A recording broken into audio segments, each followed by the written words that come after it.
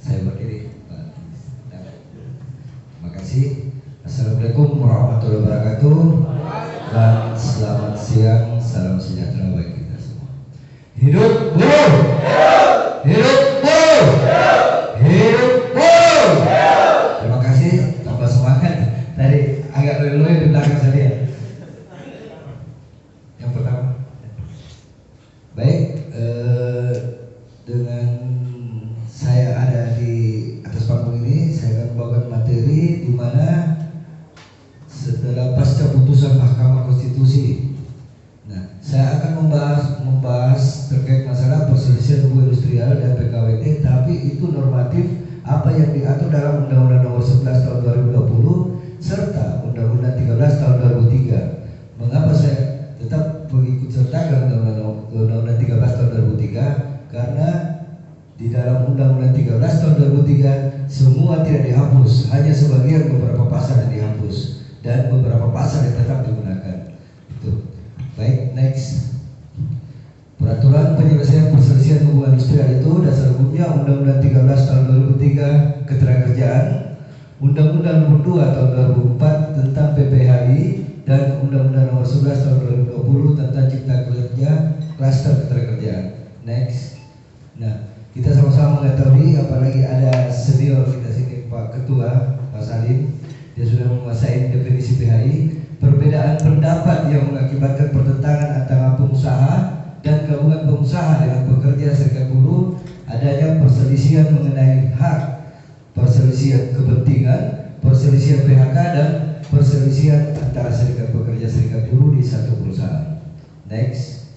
Nah, ruang lingkup PHI, ruang lingkup perselisihan hubungan industrial, saya percepat ini karena setengah 12. Yang pertama, yang perselisihan hak, ini akan kita bahas sebentar. Perselisihan kepentingan, perselisihan PHK, serta perselisihan antara serikat pekerja serikat buruh. Yang mana dimaksud dengan perselisihan serikat pekerja serikat buruh itu adanya perselisihan antara serikat pekerja serikat buruh A dan serikat pekerja serikat buruh B terkait masalah keanggotaan serta perselisihan lain. Next.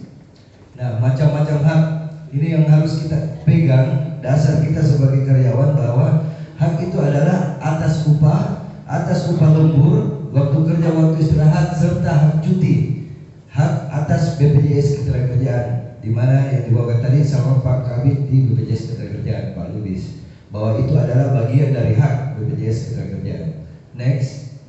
Kepentingan yang kita kupas satu persatu, yang mana dimaksud dengan kepentingan adalah kepentingan dalam pembahasan isi perjanjian kerja bersama, yang mana kemarin saya sudah menangani di perusahaan antara perusahaan dengan pihak serikat pekerja terkait masalah isi dalam perjanjian kerja bersamanya yang berbeda pendapat dan berbeda pemahaman, sehingga saya sebagai mediator masuk di dalamnya untuk mencarikan solusi. Terus kepentingan tentang kesejahteraan pekerja buruh, ini kepentingan yang disepakati dalam perjanjian kerja, atau jika ada perubahan harus disepakati kedua belah pihak. Nah, ini kenapa pihak dalam perjanjian kerja bersama itu atau perjanjian kerja, pengusaha tidak semena-mena harus mengubah isi di dalamnya, harus ada kesepakatan dari pihak pekerja, atau perjanjian kerja bersama harus ada kesepakatan dari serikat pekerja. Next.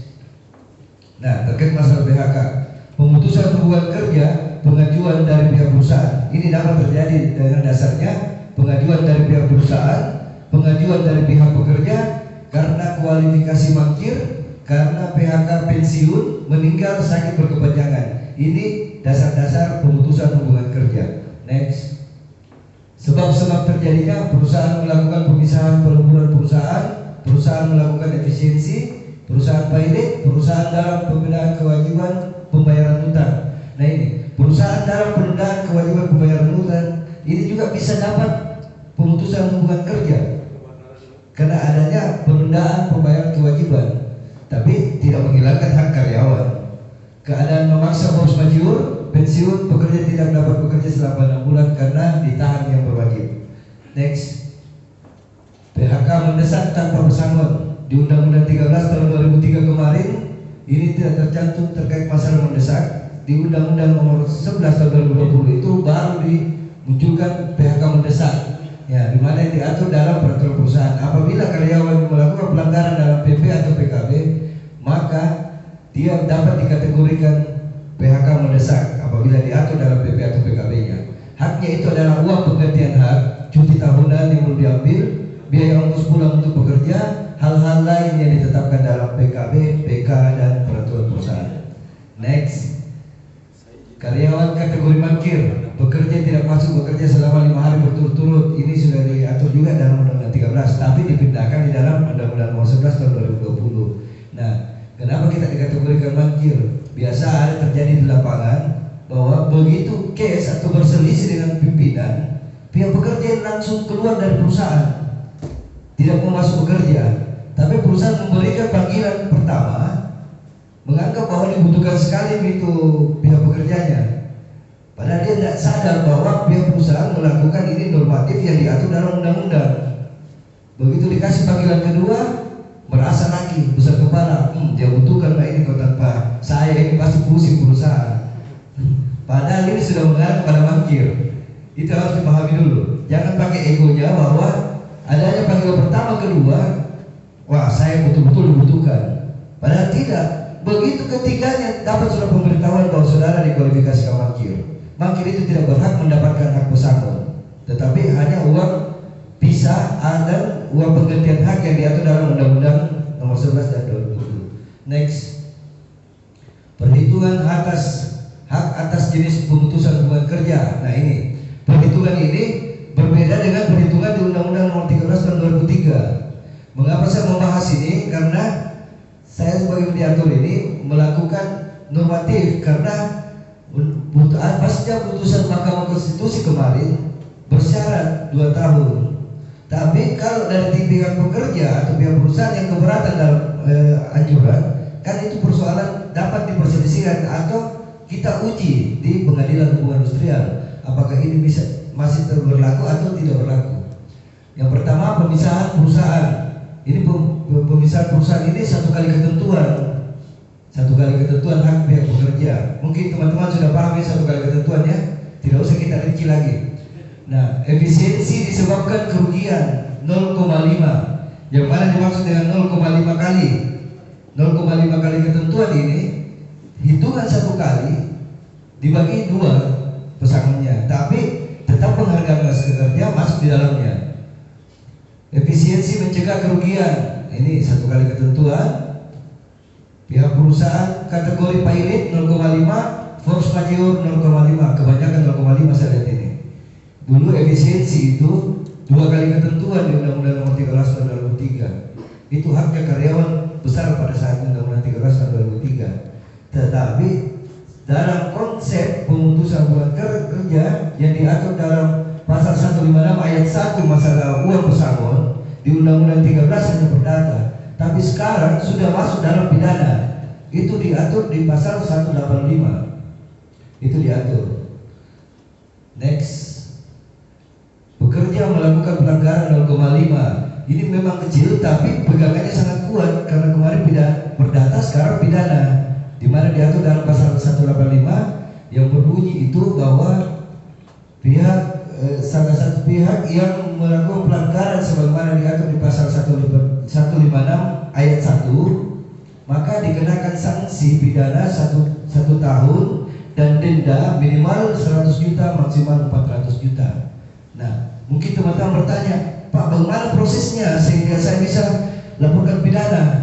Nah, ini kan tindak pidana kejahatan. Kalau tindak pidana kejahatan itu arahnya kemana? Kan sudah jelas. Jadi tindak pidana kejahatan itu apabila perusahaan tidak membayarkan pesangon. Ini diaturnya dalam sini. Jadi begitu diperselisihkan keluar anjuran bawa ke Pengadilan Hubungan Industrial, setelah putus di Pengadilan Hubungan Industrial dan lawan dari pihak pekerja tidak kasasi atau banding, selama 14 hari lebih itu, kalau tidak salah 14 hari, maka itu sudah dianggap inkrar. Nah, ketika inkrar sudah ada pegangan dari pihak pekerja bahwa ini pegangan untuk dasar mengarah kepada pidana, kan seperti itu. Next, ini pensiun kembali. Pekerja melakukan pelanggaran 0,5, pekerja pekerja melakukan pelanggaran yang bersifat mendesak, uang penggantian hak tadi, uang pensiun itu 1,75 tidak mencapai 2 kali ketentuan seperti kemarin. 1,75 ini tidak mencapai 2 kali ketentuan, cuma berkurang 25%. Ini pekerja meninggal lah, ini pekerja meninggal 2 kali, sudah jelas 2 kali PMK, 2 kali pesangonnya. Next, ya. jangan. Yang menikmati itu adalah orang sekitar, kalau yang meninggal karena tinggi.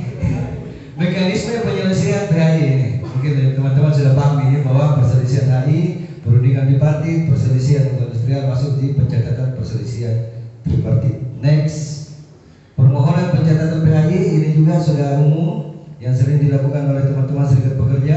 Next, oke, sip, fotonya Atta Halilintar kayaknya. Jadi saya persingkat waktu, jika ada yang pertanyakan sebentar kita diskusi selanjutnya karena ada sesi tanya jawab ya. Baik, wabillahi taufiq wal hidayah. Assalamualaikum warahmatullahi wabarakatuh.